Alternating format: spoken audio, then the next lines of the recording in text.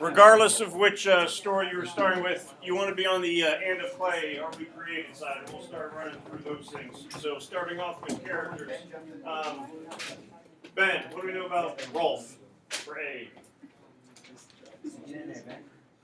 You remember what kind of reporter?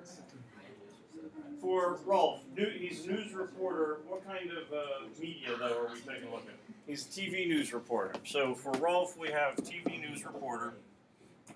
See if we start showing up here. There we go. Keep in mind that with your story, and I know we talked about this when we were going over the act of reading, he is not the narrator of the story, he's character within the story. So his narrator, for B, C, and D, which one is the story's narrator? It would be his girlfriend. For D, the narrator. Shouldn't say which one of these is the narrator since it says narrator. But who is the narrator? This would be Rolf's girlfriend. Yeah.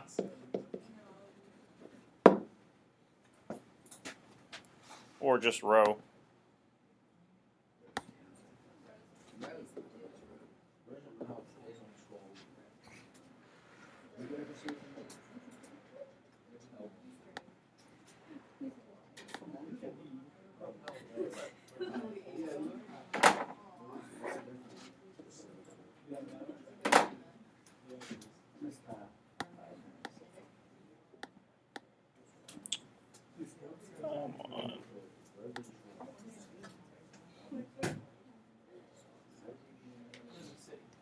So for D, we'll come back to it. Narrator is going to be Rolf's girlfriend / fiance. You don't have to. You don't have to worry about for like a quiz question. Let's say you get a question saying who is the narrator of the story. It could say Rolf. It could say Azucena. It could say Rolf's girlfriend. But you wouldn't have an option where like C is girlfriend, D is wife, E fiance, or anything like that. That would be meaning the trick for it. So TV reporter. Narrator is the girlfriend. Where is the girlfriend in relation to the events that are happening with the story? She is watching this unfold in TV. So she's still in Colombia, still within the same like country and all that kind of stuff. But she is certainly not there presently watching it. He would be more of a big city TV reporter who is on the scene. So you mentioned where there's the scene that talks about looking through a telescope. And we're looking at Azucena, similar to looking at a star through a telescope, because you're still looking through a lens, still looking through the TV, not actually seeing the events unfold the way that maybe some other folks would. So narrator is going to be girlfriend, watching events unfold through TV, close by, but not actually present there. Azucena, what do we know about her, besides the fact that she's the girl who's trapped in the mud? I think those parts were pretty good. Okay, because of family being killed through this tragedy. Prior to that, as far as we would know, family's still there, siblings get mentioned and things like that. Anything else we know about it? Shay just mentioned family's died. Ben, I think you were looking up, and there's a question later on about irony of her name, but name means lily, so flower. So you have coming through the ground, head popping up, similar to what would be happening with the flower. But certainly her situation is much more tragic. Health concern for her, what is really putting her at most danger? Yeah, you're going to get some dead tissue with gangrene, but also water level, suffocation, drowning essentially as the mud's coming down. The water's getting higher, higher, higher. So that's where we're kind of dealing with the pump that we need to get.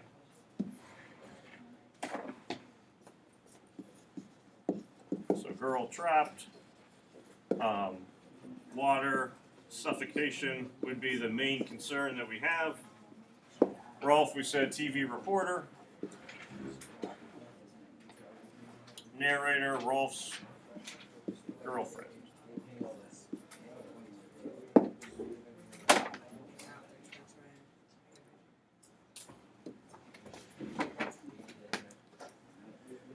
Katerina?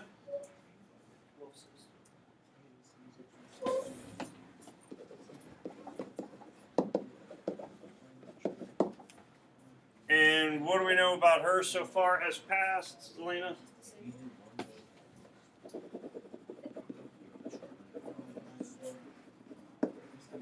And you know that Rolf feels at least some kind of, so far as emotion, a sense of guilt over past. We're still kind of unsure about everything that happened. So Rolf feels guilt.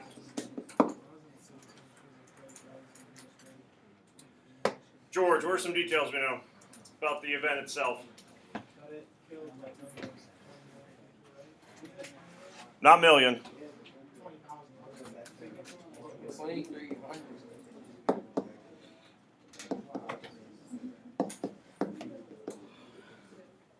So the story uses the term 20,000. When we're going over the notes, introductory stuff, I mentioned to you 23,000 was the number that I threw out. What is the beginning cause of disaster? Avalanche. That starts from, so you got a volcanic eruption.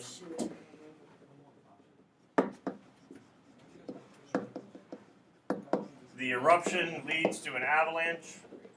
So remember, avalanche is dealing with snow, and then as you have the snow coming down, the avalanche going down the mountainside, that's going to be it's going to be melting, so now you have a mudslide that is taking place. So by the time the disaster strikes the town, remember, it's not lava, it's not the snow that's coming down, guys, it is the mud that is coming down, and it's encasing that buildings, it's knocking buildings over. If a person were to get hit by the mud, it's basically a wave of mud that's coming your way. Could be 5, 6 feet tall in some instances. So there's certainly a lot of force that's coming with it. And then an issue becomes as that mud solidifies, it's almost like dealing with clay, literally, this clay we created, it's certainly going to have you trapped. So it's not something that would easily be avoidable. Folks could be running into their houses and they would be completely destroyed by the wave of mud that would be coming down. Narrator, Rolf's girlfriend, why is she going to be upset about the continual news coverage of Azucena's plight? What makes her upset about this, Matt? So that you said for views?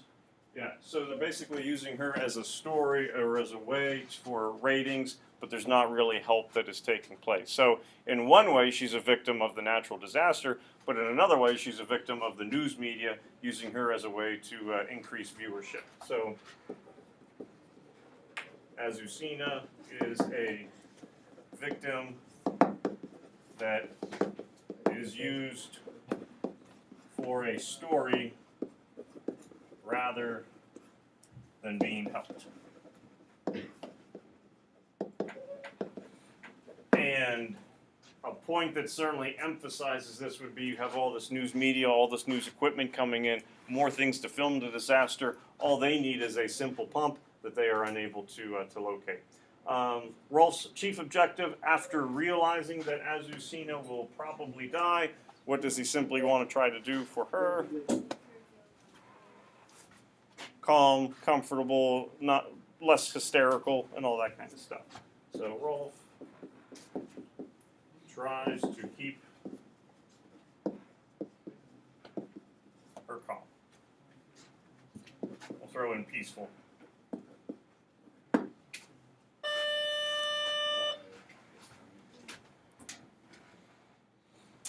Similarity connecting Azucena and Katerina in Rolf's mind.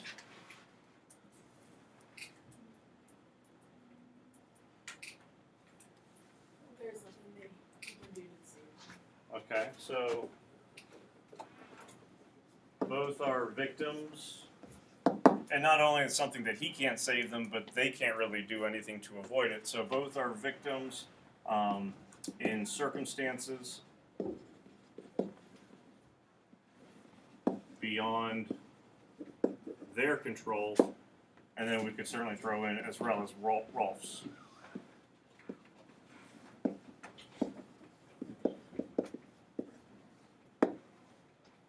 So both are victims in circumstances beyond their control. Irony for her name, we already mentioned that it means lily. What's ironic about her name meaning lily? place the flowers and stuff in the ground. Why is that ironic? Because she's dying. Okay. And you go back to the title of the story, and of clay are we created. So you have cultures where we're all part of the earth, and she's literally sinking back into the earth. So much like a flower sprouting from the ground, she's a flower going back into the ground.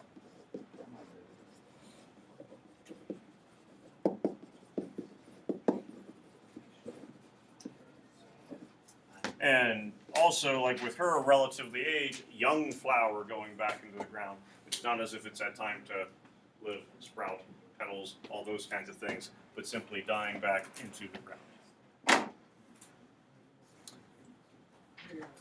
Objective, subjective, so far as writing style. Who's watching it?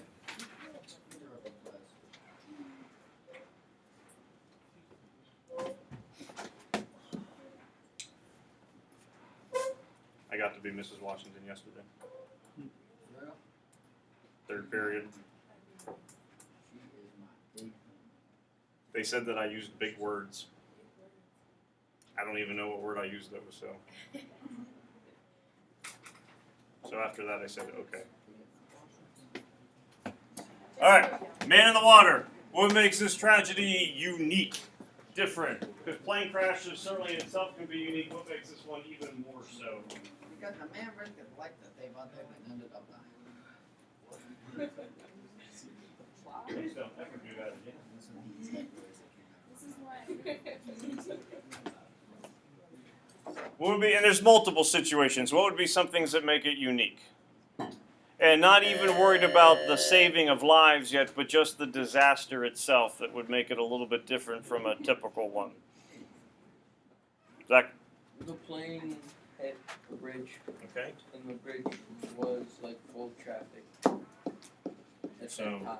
You're striking a bridge, and then you're also dealing with like rush hour traffic. It'd be one thing if you're hitting it at 3 a.m. or 6 a.m. in the morning, but you're certainly dealing with the busiest time. Right. You're also in nation's capital, so you're in a major metropolitan area. A ton of people are close by, so that time, weather-wise, we certainly know that it's cold, icy, snowy. And what are you also dealing with the plane crash? Not just hitting the bridge, but now you're also dealing with,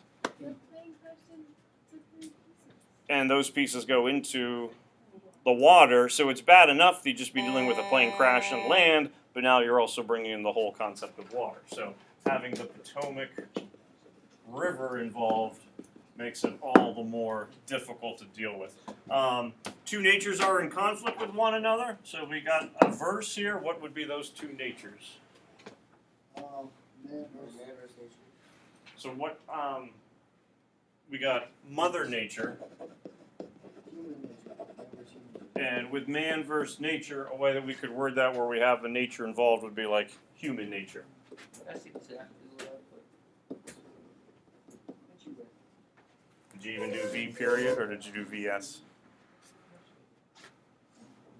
I put and. Okay. Whoops. All right, so folks that we have here, Lenny Skutnik, Donald Usher, Eugene Windsor. These two you would want to kind of link together, but Angelina?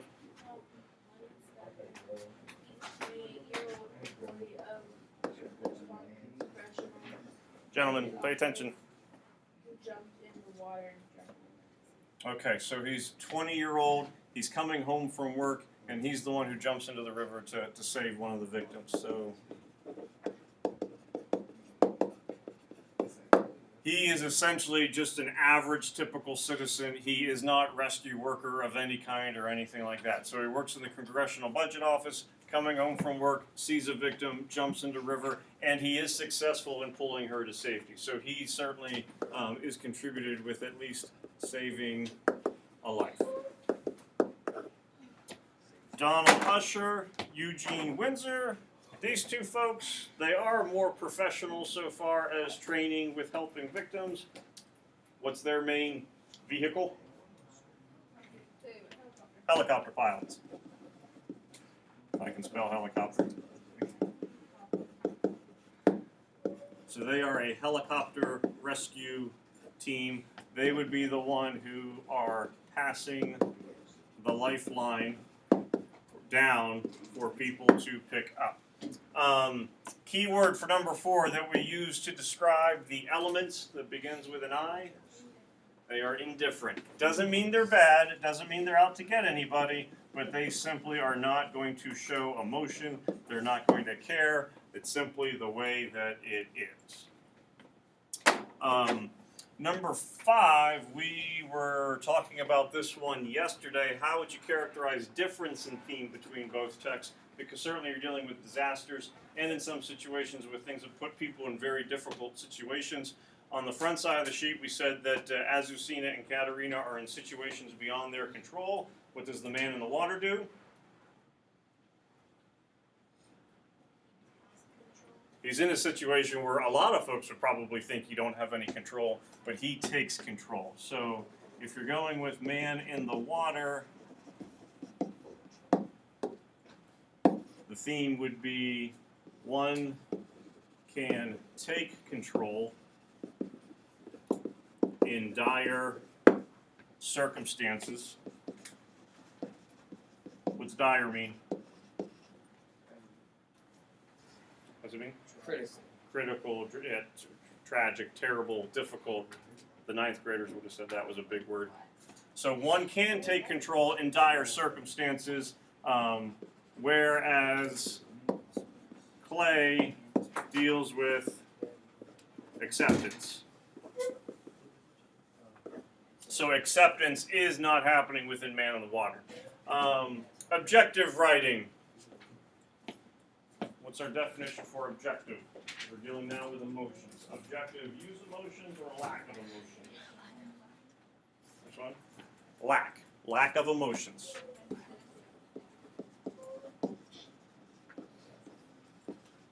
What would be types of things that generally would be objective? Doesn't mean all the time. Diaries. Ooh, that would be subjective. Newspaper. I was just going to More often than not, an opinion piece could be subjective, but more often than not, newspaper. If you were going to be doing like a research paper or you were using school textbooks, they would be objective. If a person is doing like a biography, those will tend to be objective where you're just simply reporting facts. Subjective writing is going to have a lot more emotion within it, so diary, stories, poems, those things are certainly going to have the emotions. So tomorrow, short stories. Friday's when we're going to take care of vocab list number 8.